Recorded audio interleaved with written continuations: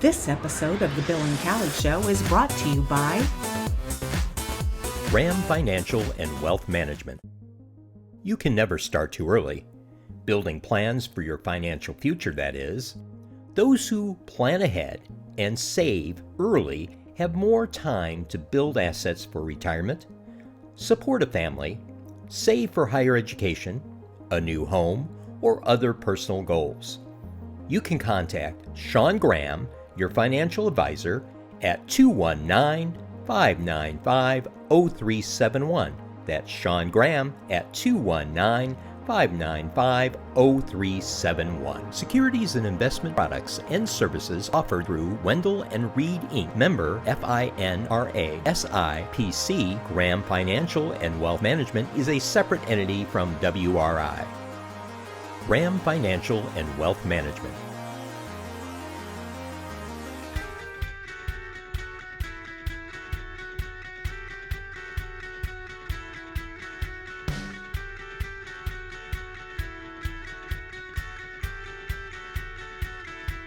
The Bill and Kelly Show is recorded at Studio A at Executive Suite Squared in beautiful Hammond, Indiana.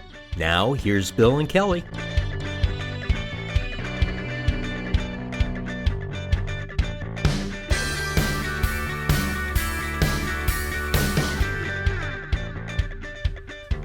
Hello and welcome to the Bill and Kelly Show. Our guest today is Will Radell, who is on the show to tell us about this really interesting story about his family, particularly his great-grandfather, and both of his experience with the Painters Union back in the early 1900s, and as well as, unfortunately, his experience with the mob.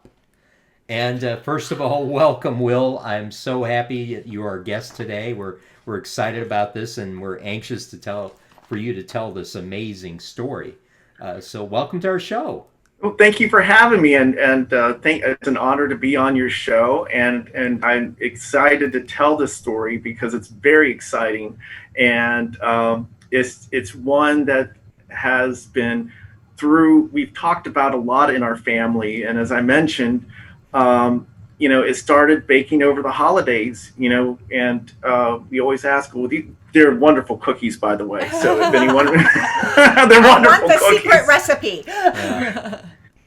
They're wonderful cookies, and it's from a recipe that was from my great-grandmother, but it was given to her. It was really originated from a woman by the name of Mrs. King, who owned a hotel on Long Lake. And I think I submitted a picture of her along with my great-great-aunt Elma. And she's the woman who's standing. And so we would talk about, we would make the cookies and like, wow, and get into history and all that. And then, the topic about the house at Long Lake, well, my grandmother's memories at the house at Long Lake. And basically the summers that they spent there, the beautiful, obviously from the pictures, it was a wonderful place to be.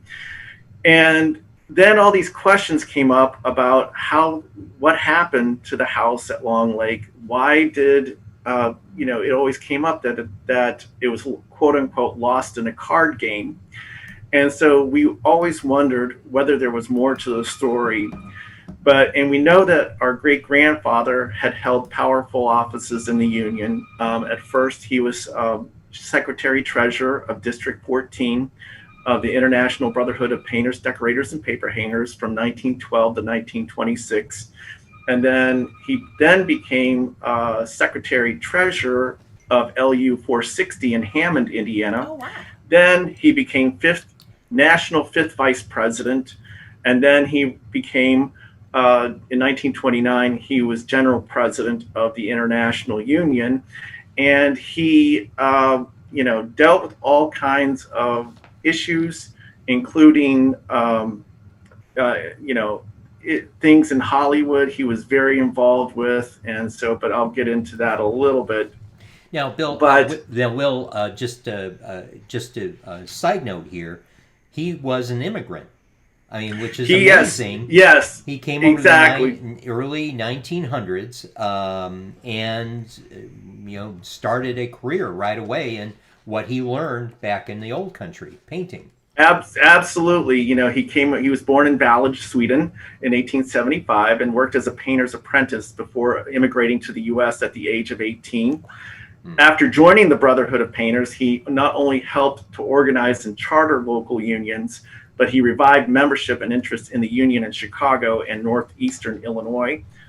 He was elected, as I mentioned, Secretary Treasurer of Chicago's District 14. And under his leadership, the union believed in sitting down and trying to work out the differences and difficulties with management. And that ability made him a likable representative for both between the two parties. And some of his accomplishments include making the 5-day work week possible, navigating the union through the Landis Award, which was a open versus union shop dispute in the early 1920s.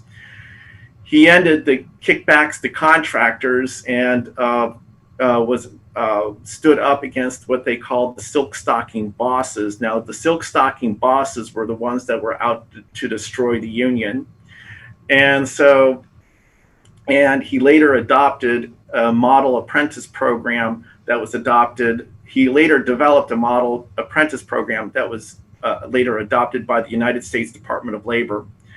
And he also worked to keep the Chicago crime syndicate out of the local unions. And so in about 1925, he resigned from District 14, receiving a pocket watch from his local union as a memento, and he joined the local union in Hammond, Indiana. He was then, on the recommendation of other local chapters within the union, elected Secretary Treasurer of Local 460. And while in Northwest Indiana, he would rise, as I mentioned, 5th Vice President and move on to be General President of the union, which he served from 1929 to 1952. Hmm.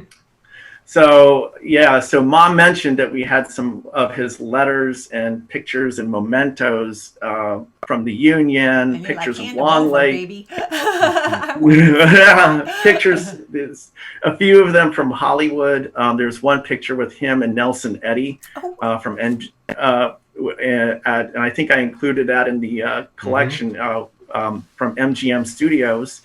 And there was one. There were no papers of Long Lake, and but I think I've skipped over a little bit more than I got because I think I need to backtrack a little bit if you don't mind, fine. because That's fine. going back to the house, I got a little bit ahead of myself. But one family story stated that we knew that our great grandfather held powerful offices in the Painters Union, but we didn't know much of the details. So our one family story stated that when the big boss came to town of Chicago, great grandfather's bodyguard, Art Wallace, turned on him and came to his house to kill him. And while my great grandfather hid in the basement, our great grandmother was brave enough to answer the door and talk to this bodyguard turned hitman, whom she called that bad man. And so another family story involved a kidnapping threat that forced great-grandfather to see the big boss and plead for his life. And so these were always the topics of discussion when we baked the cookies. And so I think I needed to, since I lived in the Chicago area, because I moved from Pennsylvania and came to the Chicago area, I was like, I think it's time that we start. It would be fun to start answering these questions and to see if, how true these stories that great grandmother held water. So I started going through the memorabilia of the Union, and I decided I needed to research the connections between the loss of the house at Long Lake, Art Wallace's threatening visit to the Lindelof house, the big boss coming to town, he left Chicago, as we all know, for Northwest Indiana.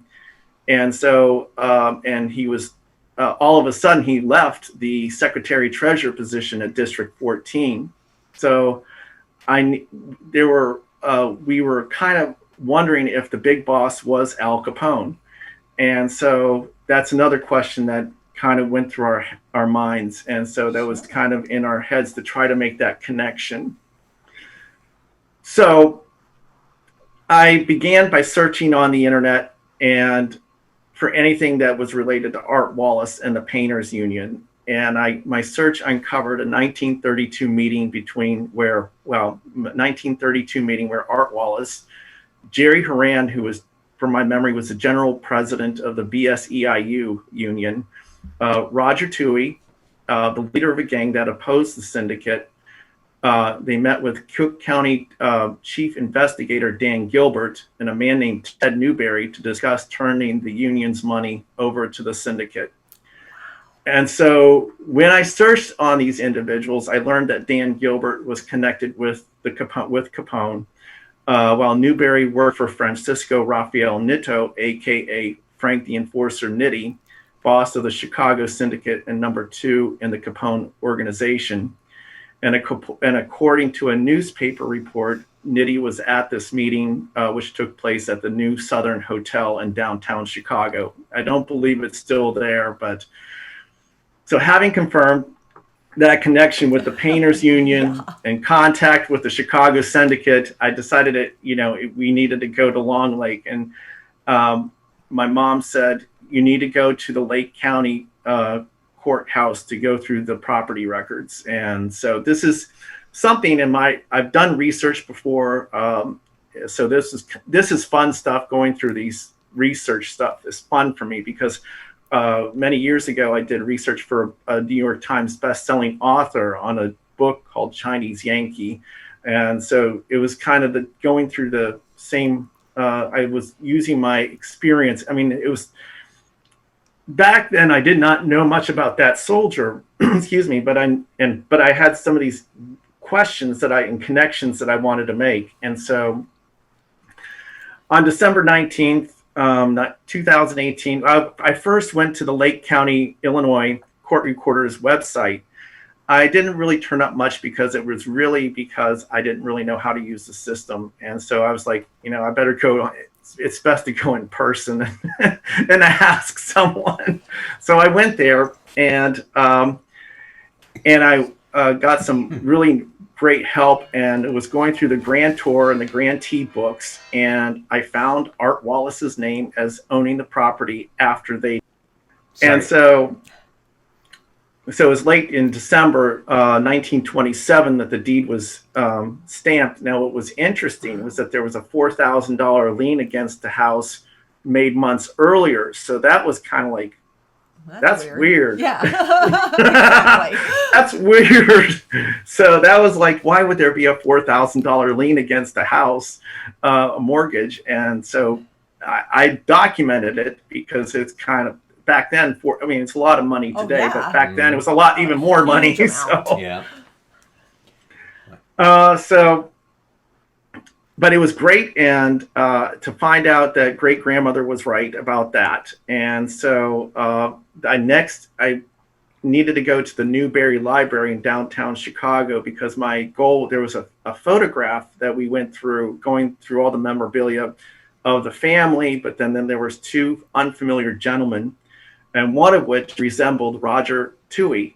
And so I needed to explore that and see if that's possible. So when I got to the Newberry Library, I was looking at, but there was another reason, because they had Union memorabilia of their own from a gentleman by the name of James Griffith, I think it was, who was from LU 147.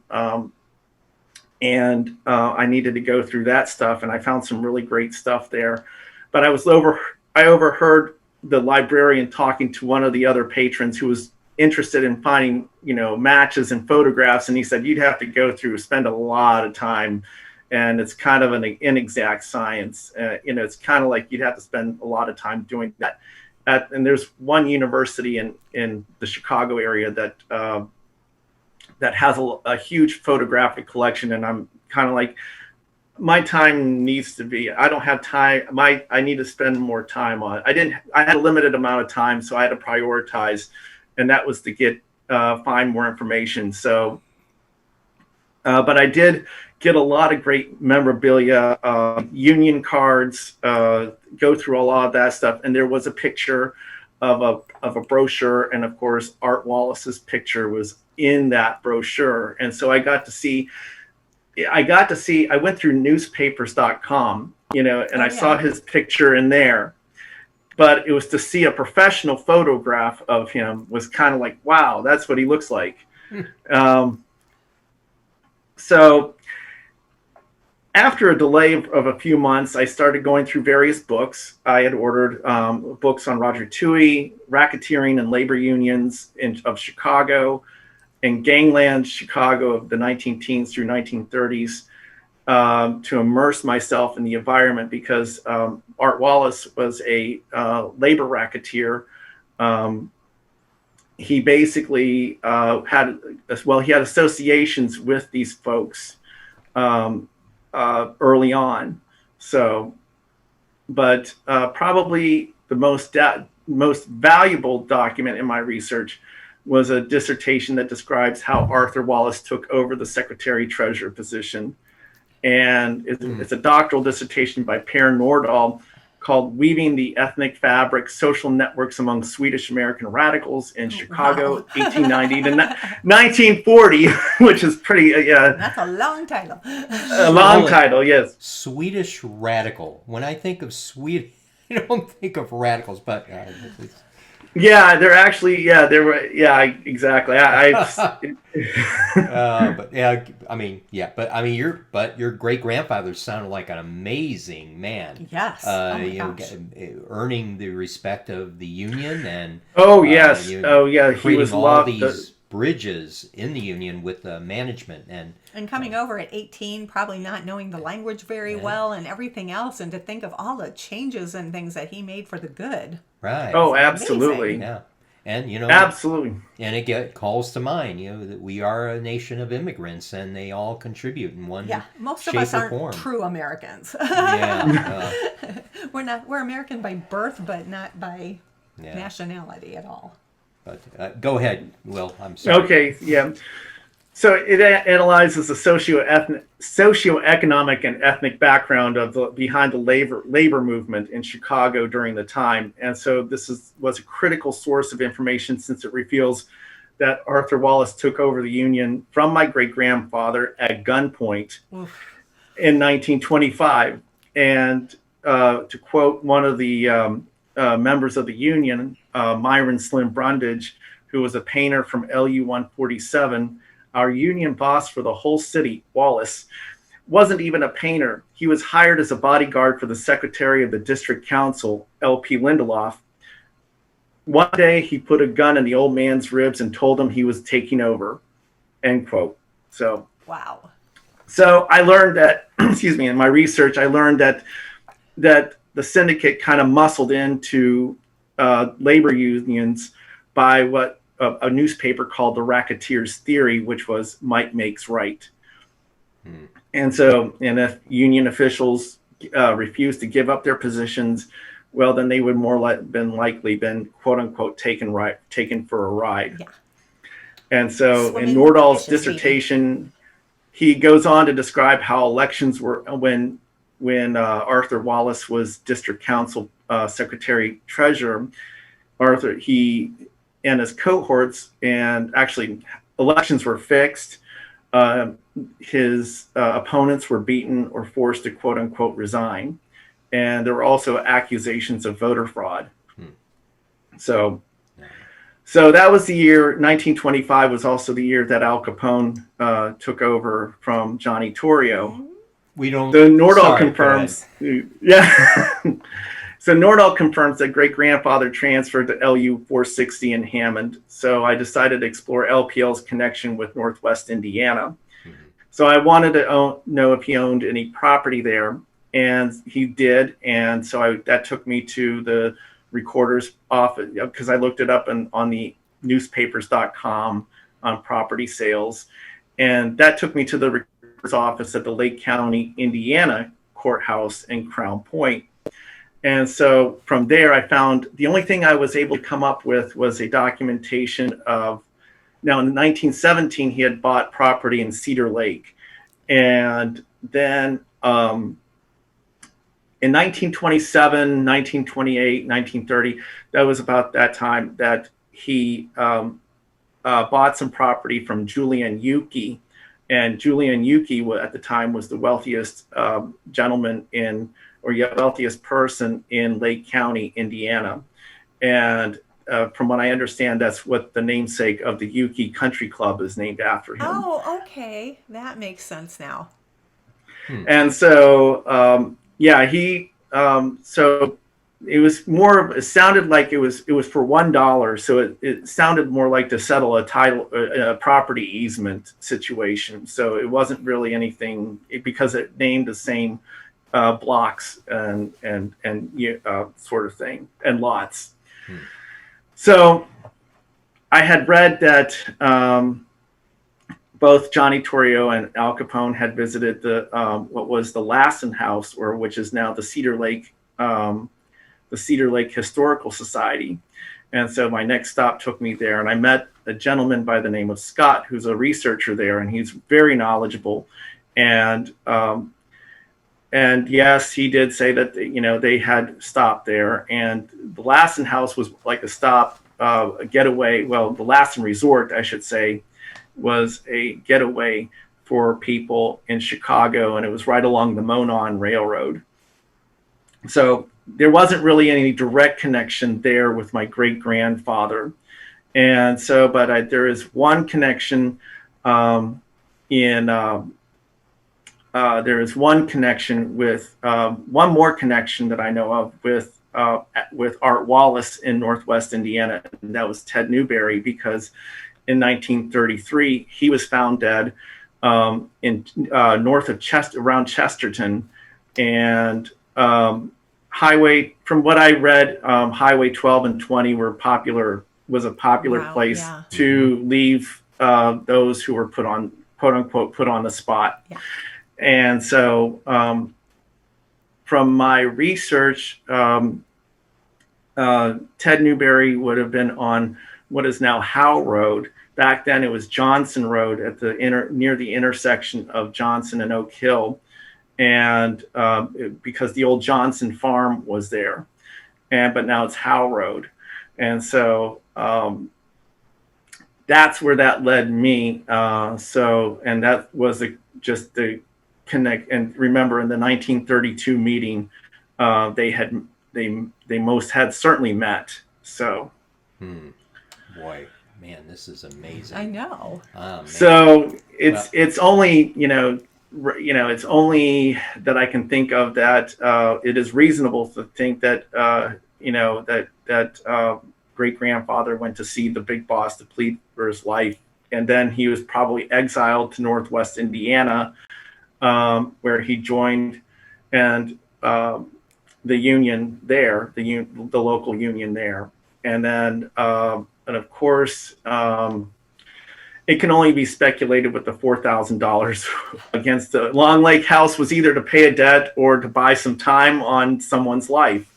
But the house would end up in the hands of Art Wallace in 1927 for about $10. And so that was really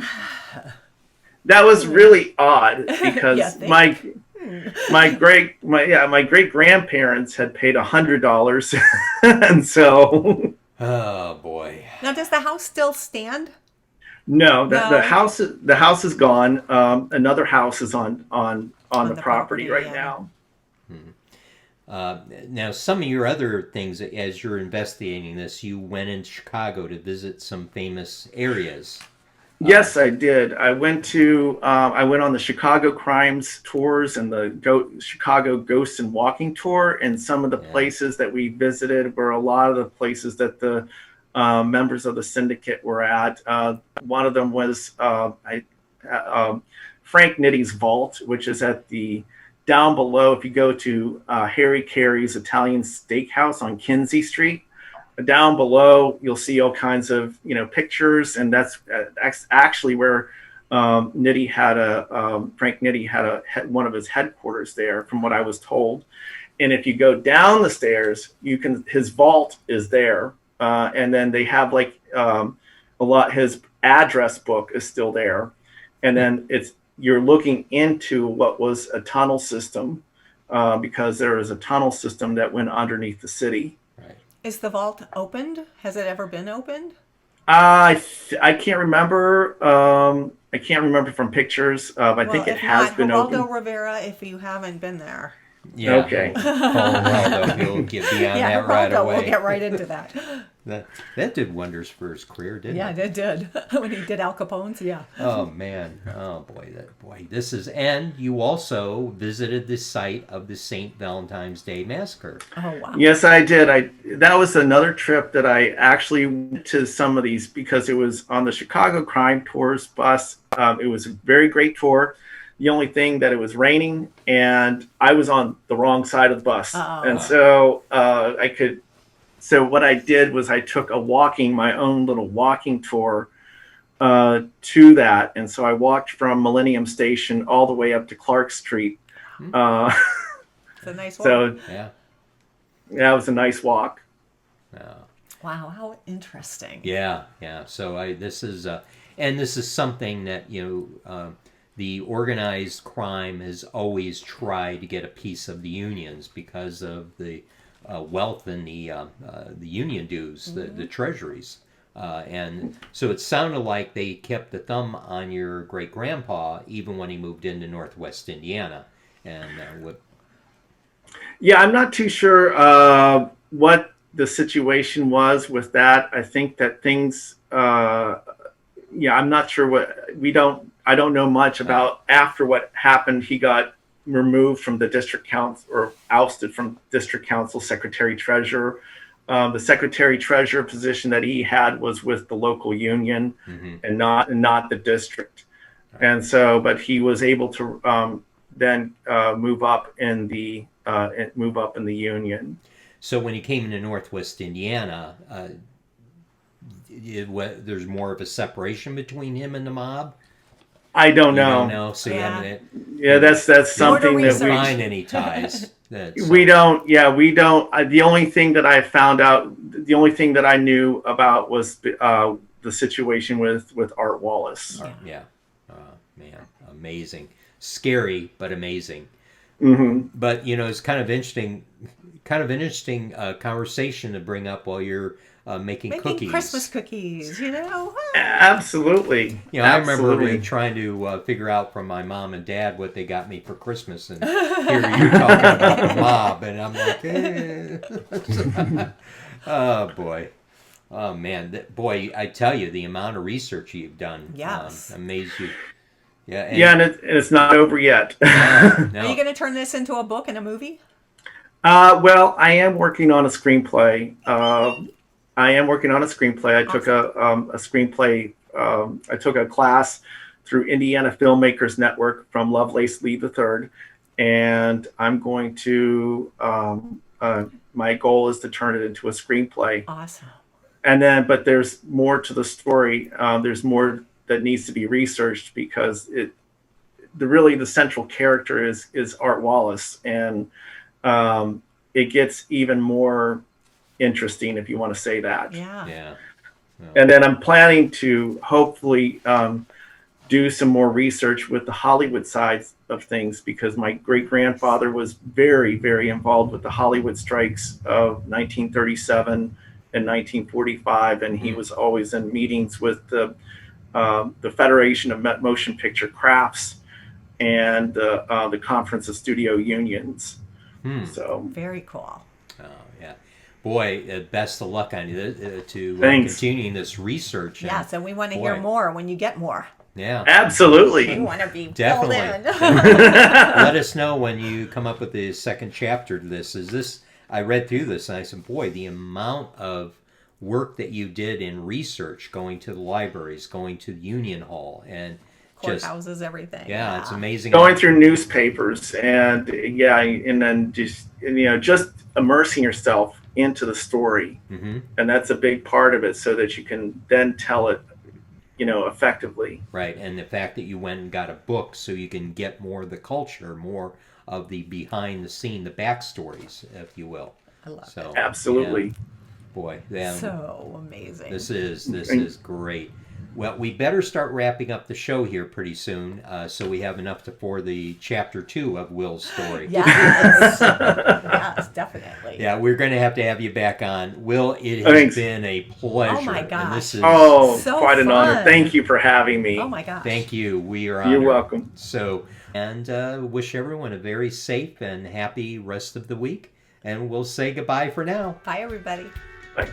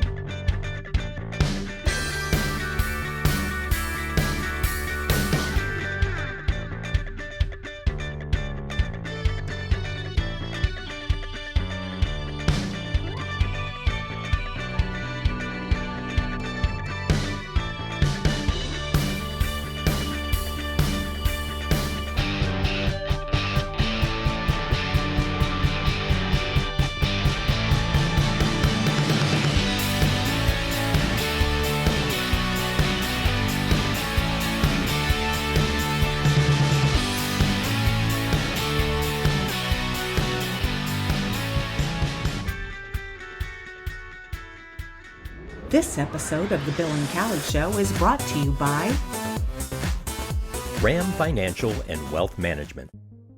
You can never start too early. Building plans for your financial future, that is.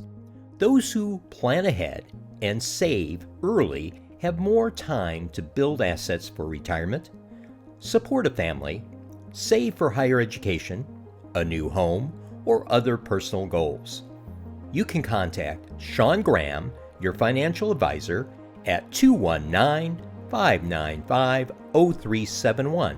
That's Sean Graham at 219-595-0371. Securities and investment products and services offered through Wendell and Reed Inc. Member FINRA SIPC. Graham Financial and Wealth Management is a separate entity from WRI. Ram Financial and Wealth Management.